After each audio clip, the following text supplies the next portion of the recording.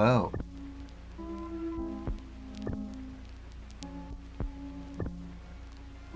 The link out there, but this is Write Once, Read Many.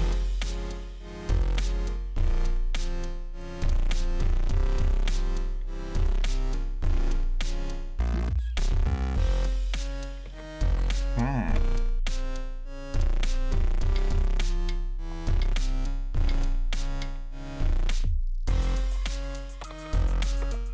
All right. Hello, Vic is here.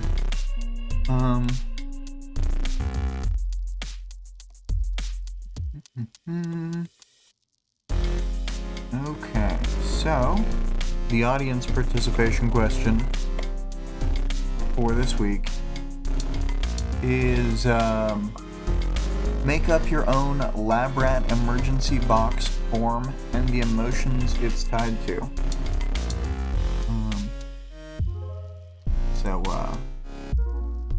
Yeah, I think that there's a lot of possibilities with that one. Wow, there's some sort of weird visual glitch on my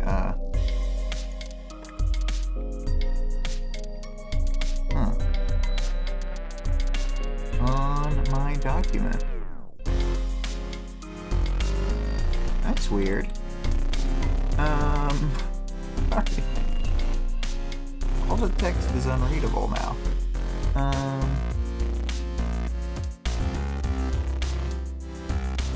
Huh. Well, I don't know what happened to this block of text. Almost. No, well. I will have to go with the. Vic says hacked. I somehow doubt that I was hacked. Let me try.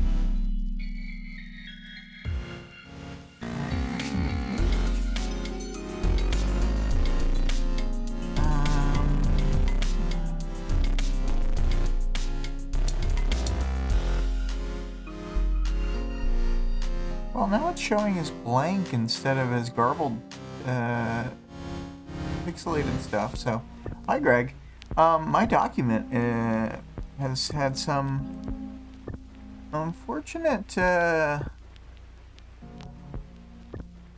loss or something. A few sentences are just completely missing. Anyway, I'm not going to focus on that too much. We'll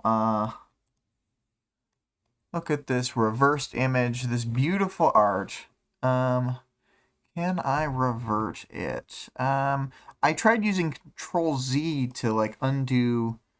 I just, like, copy-pasted stuff, and then it happened in the midst of it. Let me see if I can copy the text to another program, because it's showing blank, but still, like, there? I don't know how to. Let's see this. Boop. Oh, yeah. Well, I was able to copy-paste it, so I will just.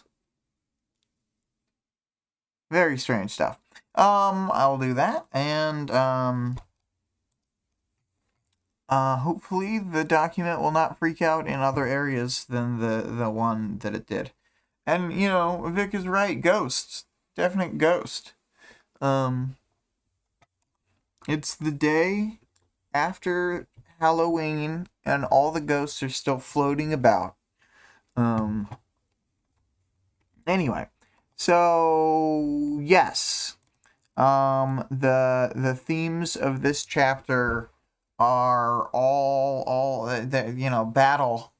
I guess, the desperation, the stuff with Weld, like, having a, not having a literal mask, but having an emotional mask and a persona that he still wears, that that Taylor was able to get a look past. I think that is tied into the themes of the book. And Yeah, that's what I'll go with for themes. Emotional masks, battle, um, and maybe desperation. Okay.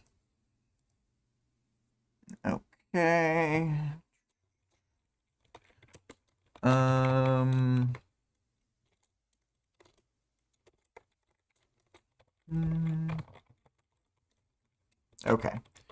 Well, I was also making sure that if I work on the document, it will not just have other parts glitch out, and it seems to be fine aside from the one part. So getting into the chapter, that old 27.5, the last Taylor chapter of this arc.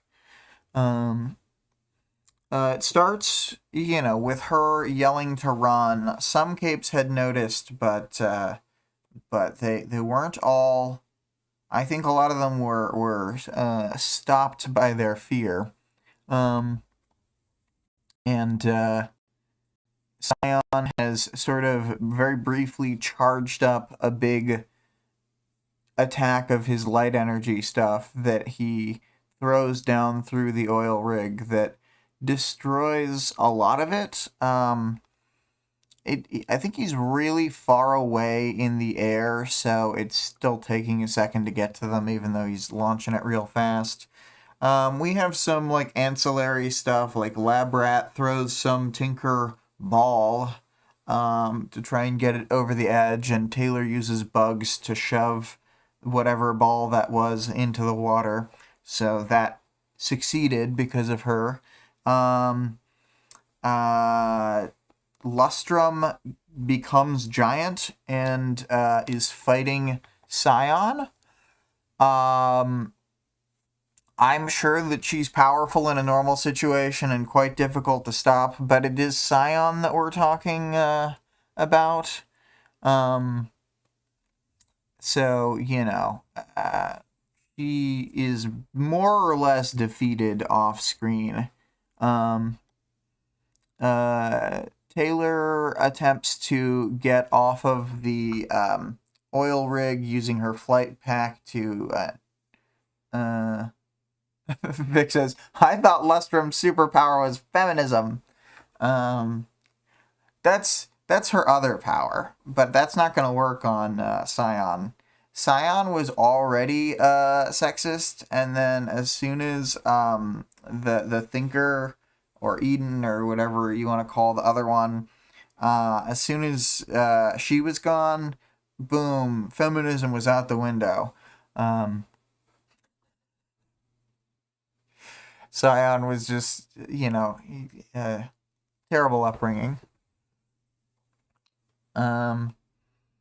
Anyway, yeah,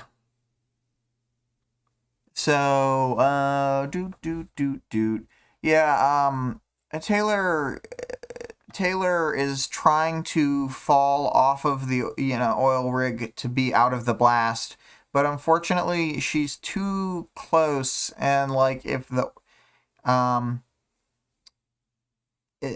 I think that, I'm not sure that the orb actually, hits her. I think that she's getting hit by, the ancillary, radiation of, I say radiation not to mean, traditional radiation, but, the radiant light off of the orb.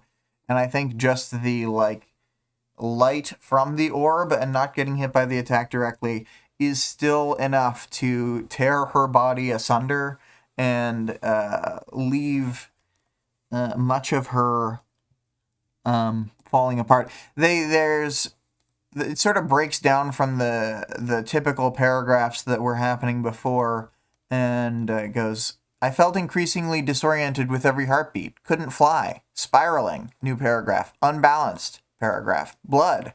Paragraph. Injury. So, she's completely thrown from her normal thought process because of the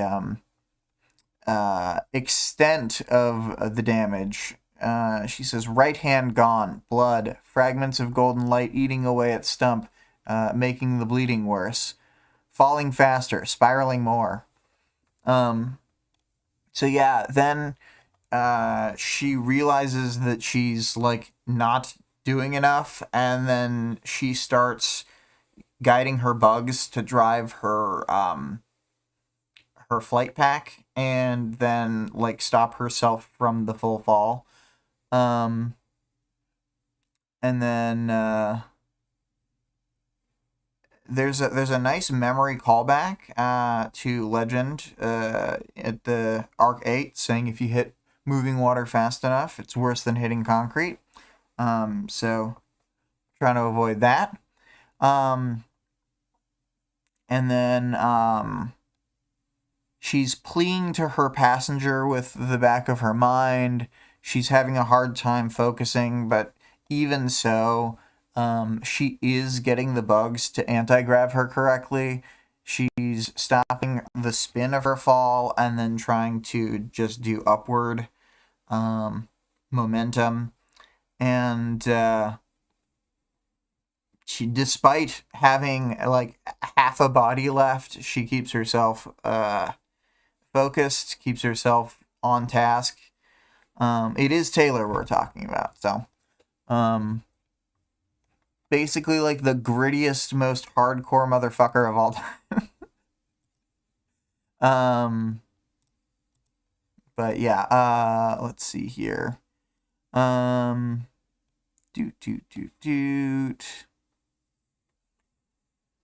Yeah, so with the flight pack fully unfurled, she's still hits the water, you know, spinning and stuff. And then under the water, she's like trying to move up with it, but she's like sinking, and she's like having a hard time getting herself to the top. She says that she has no air in her lungs. And then sort of corrects herself at one point to be like, I probably only have one working lung. And then like the water is getting like immediately murky with her blood, which is a bad sign. That means you've lost a lot of your blood, especially since some of it's probably been scoured away by golden beam attack. But yeah, it says Scion was attacking the giant, cutting her to pieces. So, bye, Lustrum. And then, half of me gone. The remains slowly leaking out into the water around me. Blood, fluids, intestine. And she, you know, decides over and over that she doesn't want to die like this. She thinks for a moment about, like, if she would shoot herself. She thinks a little bit later about, like, if she just let herself have, like, one mouthful of water, then she would be able to, like, drown. And without the anti-grav pack, like, constantly pushing her up to the top of the water, she'd, like, immediately sink. And Greg rightfully points out that this is like the Garth Marenghi thing where he goes, blood, blood, blood. And there's two versions of the ending. One where he just says blood a fourth time, and one where he says, and bits of sick. So, you know, choose your own Garth Marenghi adventure with that.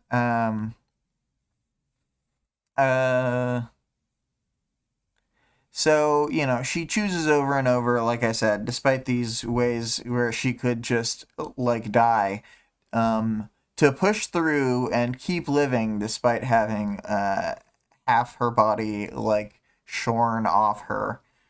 And then she realizes that Labrat's device has been trying to activate, but it hasn't been able to go through her costume, because it's been... I don't know if it's on the outside of an armor panel or if just the spider silk was enough to keep it out. But regardless, she sort of flops herself around with the anti-grav, and then she gets herself surfaced, and then a wave of water from like collapsing debris falling into the water flows over her, but she gets the lab rat device off her costume and to stab her skin directly.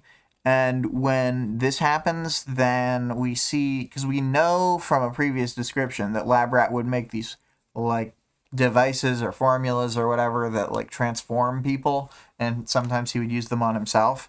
And so she's using this device, and and the way she got it was she used her bugs to chew off the strap so that she could move it, because of course she only has one hand to work with, so she can't exactly undo the strap.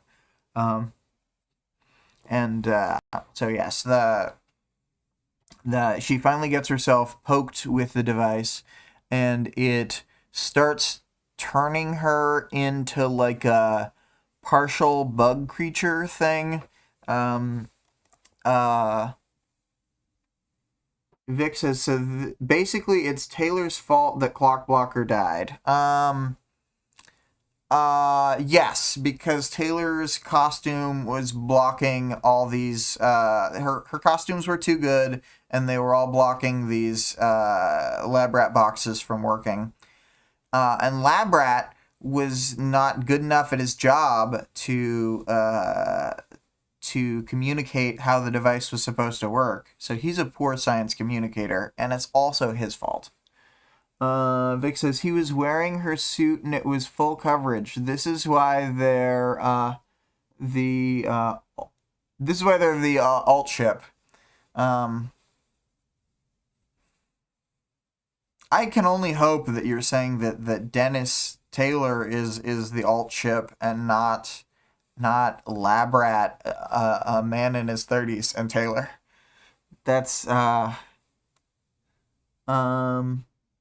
Vic says she's a 10, but she's responsible for her death. Avi, I mean Dennis. Yeah. Well,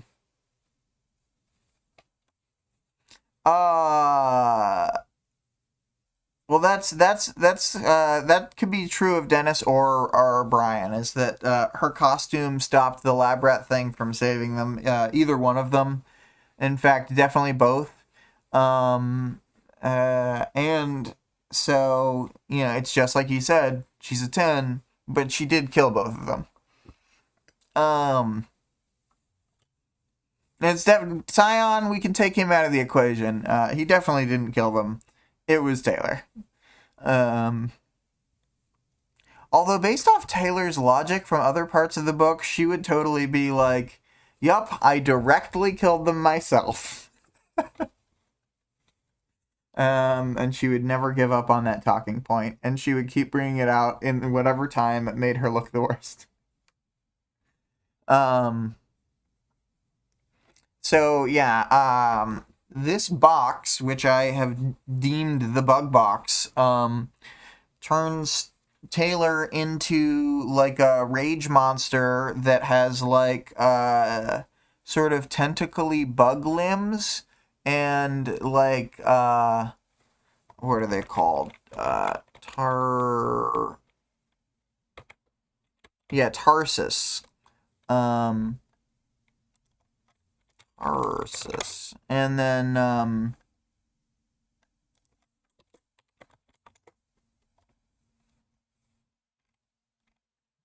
let's see here. Folded to Tarsus. Well,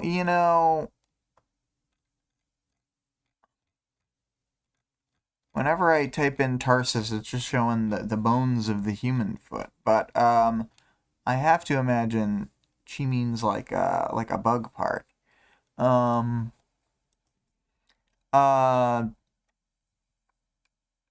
So Vic says 3 legs for some reason. Yeah, she's just like, because her lower body was like all scoured away, then or like shorn away, however it happened, then when she uses the formula, she doesn't get put back together as like a biped. It like creates some extra like like sort of tentacly limbs with claws at the end, and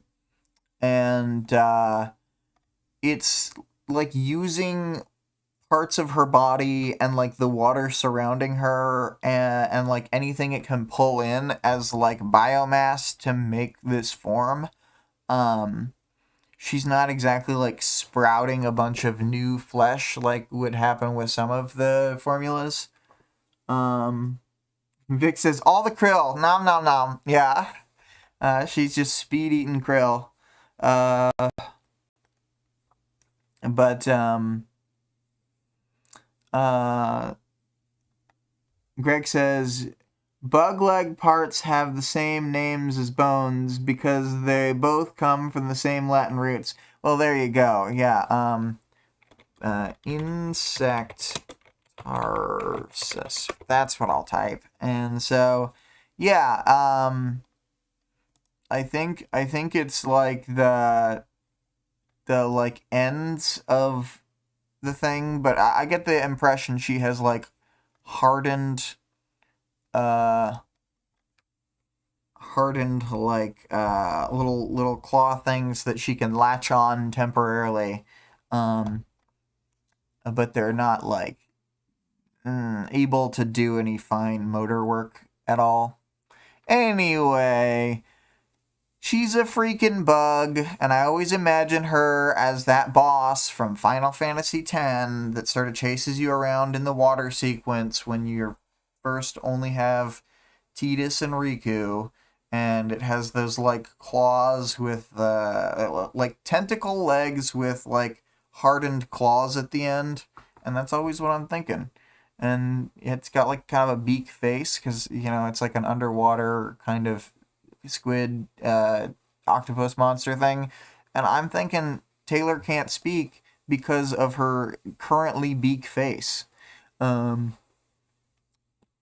beak, and yeah, anyway, so enough describing her form, talking about how awesome Taylor is now that she's half a bug, half a person. She is now filled with a bunch of rage that's tied to the form, and she's able to like kind of. She's such a she's already such a compartmentalized person emotionally that she's able to be like, this isn't my rage, and sort of put up with it and get around it. Vic says she barely acts different than her normal self. And that is true. That's very true. She starts like bug climbing with all her tentacle limbs and like just like easily scaling up the side of this dealie, this oil rig, and to me, it reminds me of Sveta's best moments when she's like really climbing around stuff really fast. But despite all her rage, Taylor is still far less murdery and doesn't like try to auto kill things like Sveta. So she's not a danger to herself and others. She's just a bug. And Taylor's still got the anti-grav happening while she's climbing, so all in all, she's got like a lot going for her, able to get to the top pretty easily. And then yeah, she said she had 7 limbs to work with. I assume she's not talking about her flight pack limbs because those are so weak. I think she's really just covered in a bunch of extra tentacles. Rage bubbled inside me, but it wasn't mine. I'd experienced my own anger. I knew how it influenced my own body, how it was connected to my emotions. This was something else. Hormones kicking into overdrive, compelling my body to react. Other parts of my body being Designed angry. Designed so they were primed for fight or flight. Driving me to act and refuse to let me sit still. So you're just acting normal for you. Anyway. And then, yeah, so she thinks through, like, how Labrat would have designed his thing to make people into, like, living weapons. Hey, it's like that movie Weapons, where you turn people into weapons. And then, she is sort of reaching the top at this point. She's seeing Glass-Steagwenier fighting, and Glass-Steagwenier is like flying around the sky using different shades to do various attacks. It's very cool, but the details are honestly not that important. It's just that she's constantly doing like combo attacks and trying new stuff between her various shades. And it's like Pretender instead of Alexandria, but aside from that, the Triumvirate plus Glass-Steagwenier, and the four of them are mostly just like dodging around and avoiding Scion attacks. And Taylor has sort of joined Weld at the top and the Irregulars, and they're a little surprised to see that she's bug mode now, but they're like not that surprised because they're a bunch of case 53s and stuff. This is when Taylor tries to speak and she realizes that her mouth doesn't work to speak anymore. And then she uses like only bug noise to talk for the rest of this conversation. So just assume if I'm saying she's talking that she is in fact bug talking. Vic says, they're like, aw, I see Taylor's had a second trigger. Becomes bug. When I was first reading this, and I didn't have like a full grasp on how the powers were going to like what the root of Taylor's power was, not that it like, obviously I understood that she controlled bugs, but the root of Taylor's power is control. The root of Taylor's power is not bugs. But when I thought it was like more bug-based and less control-based, then she's crouching in the pile of bugs, and the guy who's like threatening Rachel like shoots at her bug form, and I thought to myself, man, she's convinced them that she has like a new power to turn into a dissociated swarm of bugs, but she's also convinced me to be excited for that to actually happen later. And of course it's not, because that's not how her power like manifests going forward. But at the time, so early in the story, I felt like the possibilities were endless. Anyway,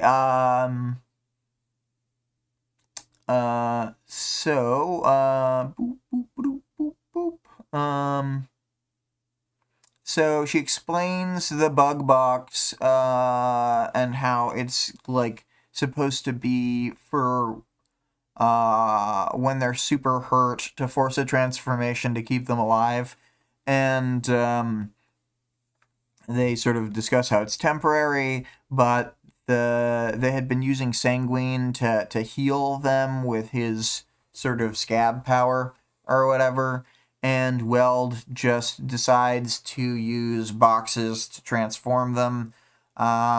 This chapter's already got so much going on that they don't describe what the two transformations are, but these capes are like insensate to the point where I think even after the boxes, they're just sort of getting themselves together. They never have lines or anything.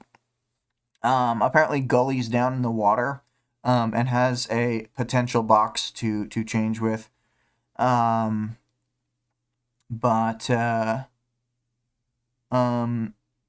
Taylor's thinking about how far of a drop it is to the water if they didn't have the anti-grav flight, and we can kind of assume that, like, aside from a few people that the Tonda probably, like, was able to specifically, like, stop on the way down, or other people catching with, like, flight and stuff, that probably a majority, I'd assume, like, at least half of the capes, kind of, like, anyone who had to jump over the side just died on impact. I mean, maybe not fully, but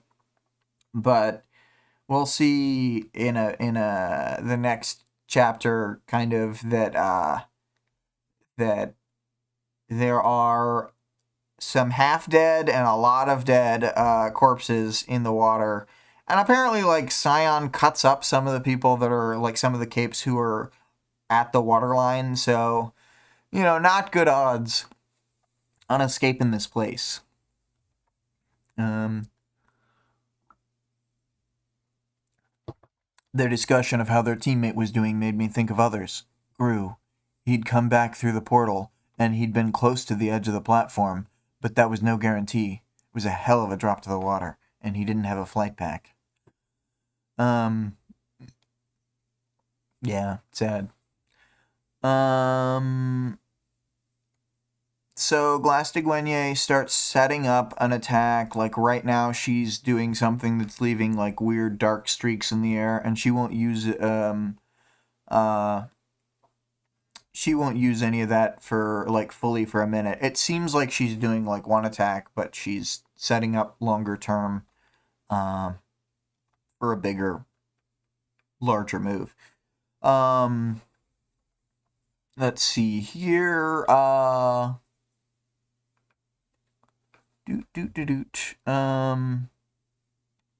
You know, they start discussing with Weld, like, what they need to do. Taylor's basically like, she still thinks that they can fight. She still thinks that they can get information. And, like, I think she's more correct than Weld, despite how bad this situation seems. They have gained information, and, like, I don't know. The scale of this fight means that this one battle is not everything. They did lose a lot of people, but if they can figure something out to further the cause of the fight later, like, that's really important. So she's still got her head in the game, despite being all tinker emotion boxed. And they're like, you know, once they talk through the options for a bit, then Sveta's saying that they should run, and I really like this. She says, we're stronger than we think. Isn't that what you always say? There's a strength inside us. We just need to dig for it. We came to help the wounded with Sanguine and Matryoshka. Let's take the wounded and go.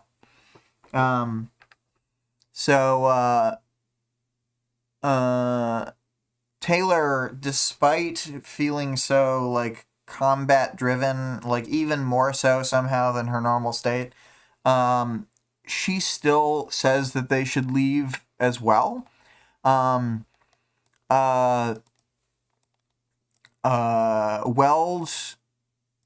Weld is, like, resistant to the idea, and Taylor, like, outright says that she was here in a command role and she's giving an order, and then Weld's like, you can't give me an order. He says, I'm not sure you're in your right mind. You keep talking in a strange voice. And then Sanguine says everything she says is in a strange voice. A stranger voice. Then Taylor says she's not in her right mind, thinks she's not in her right body, and then she tells him to retreat anyway. And it's like, the fact that she's the one saying to retreat, given her, like, current pro-conflict nature means that it's, I think, holds more weight, not less. And then she starts getting pissed and just says, "Go!" Um, then,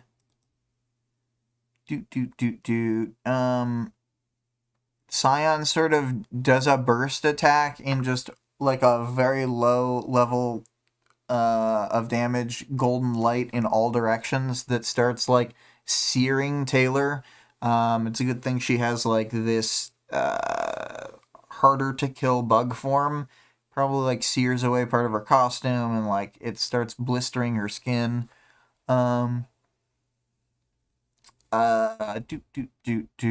She gets behind cover. Everybody kind of is, and they move the wounded capes and stuff. But then that attack ends.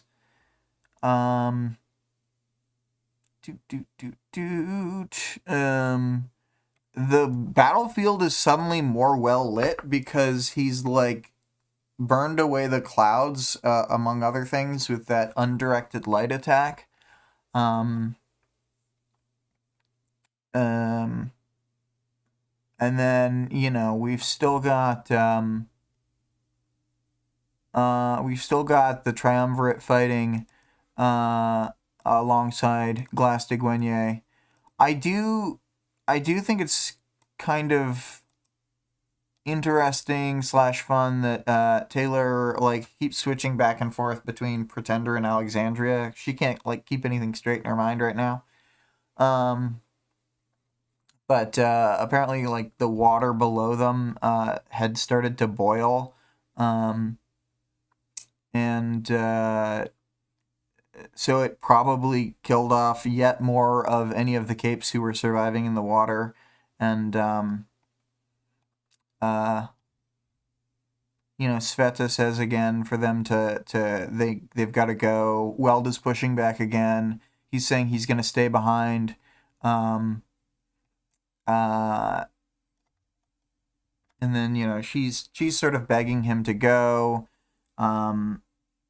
He's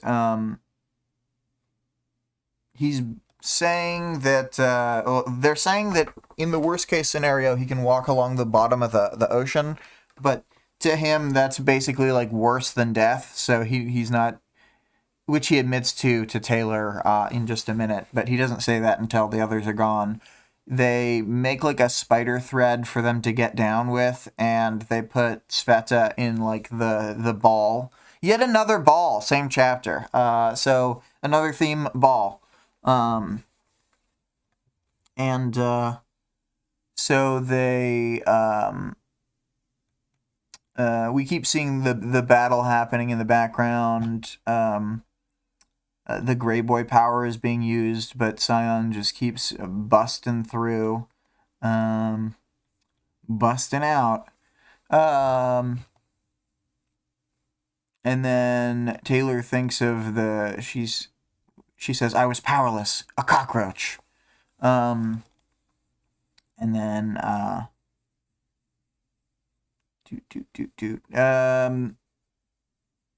the fight is taken down lower near the water, but they have to evacuate down. It's like the only way to go. So Weld has the others go down first, and he's like saying it's going to be in order of weight, and then he just stays behind. They have to put Sveta in the ball, and there's a moment where her little tendril hands touch Taylor's like claw, whatever, and it's like if she had a human hand, they probably would have snapped that human hand off. But instead, when they touch the claw, they're like, "Ooh," and she shifts away. Scandalous. Sveta tentacle touching a Taylor tentacle. But then they've got her in the ball. all of this is, you know, continuing to happen with the backdrop of the battle. So I think it's very much like this would be a great action scene with like a foreground background kind of thing where the camera is constantly focused only on the Weld, Sveta, Sanguine, Taylor group, but all these insane like high special effects things would be happening in the background, that kind of thing.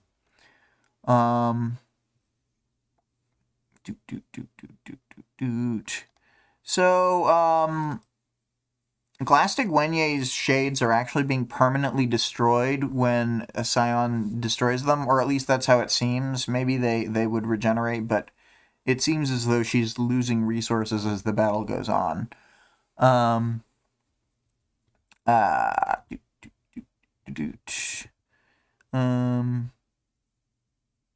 then,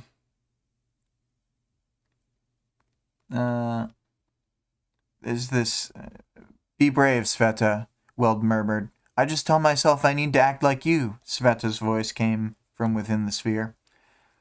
I know she has like a slight accent, but I just don't think that I'll be able to do that accent consistently, even if I can do it like once, so easier to just give her my voice.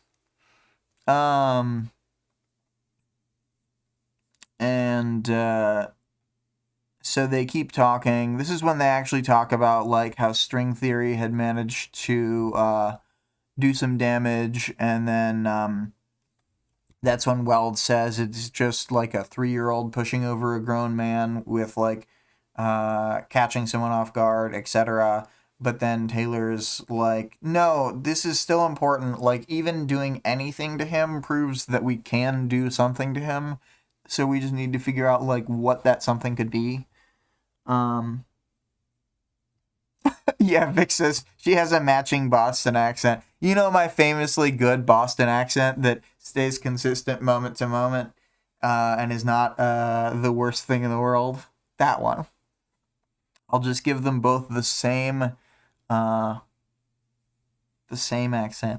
Anyway, we need to get a real Boston guy to do all the Weld lines, and then do a recording that way. And you know what? I'll even just have it be the exact audiobook thing from the main audiobook, and the only thing I'll replace is the Weld lines. It'll be a totally different non-matching. It'll be great.